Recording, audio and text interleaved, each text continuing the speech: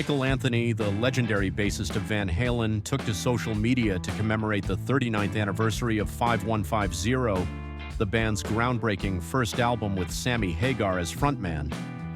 In a heartfelt Instagram post, Anthony reflected on how Hagar's arrival in 1985 marked a creative resurgence for Van Halen following the tumultuous departure of original singer David Lee Roth.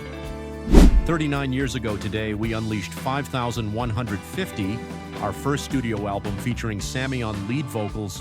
What an exciting time, Anthony wrote, sharing a vintage photo from the recording sessions. The album, released on March 24, 1986, was a pivotal moment in Van Halen's history, ushering in a new sound that balanced Eddie Van Halen's signature guitar wizardry with Hagar's powerful melodic vocals.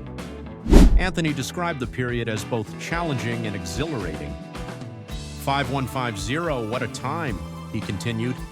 Ed, Al, and myself were just coming out of a bad breakup with Roth leaving the band. It was rough, but then Sammy came in and it was like a rebirth. The split with Roth in 1985 had left Van Halen at a crossroads. Roth's flamboyant stage presence and rebellious persona had defined the band's early success, but internal conflicts led to his abrupt exit. Enter Sammy Hagar, the former Montrose frontman and solo star, whose high-energy vocals and songwriting prowess brought a fresh dynamic to the group. Anthony recalled the chemistry in the studio, saying, "We had a lot of fun making that album. Sammy brought a different vibe, more melodic, but still with that Van Halen fire." The album's title, 5150, a police code for someone deemed mentally unstable, was also a nod to Eddie Van Halen's home studio, where much of the record was crafted. 5150 was an instant hit, debuting at number 1. One on the Billboard 200, Van Halen's first album to achieve that feat.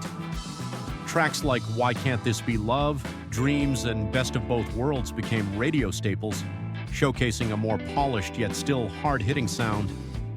While some longtime fans missed Roth's showmanship, the album's success proved that Van Halen could evolve without losing their edge. Anthony's post drew an outpouring of nostalgia from fans, many of whom praised the Hagar era as an underrated golden age for Van Halen.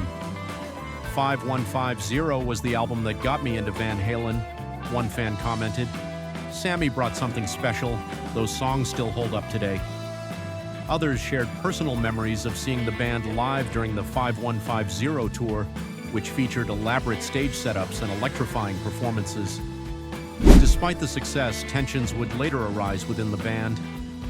By the mid-90s, creative differences and personal conflicts led to Hagar's exit and a brief, ill-fated reunion with Roth.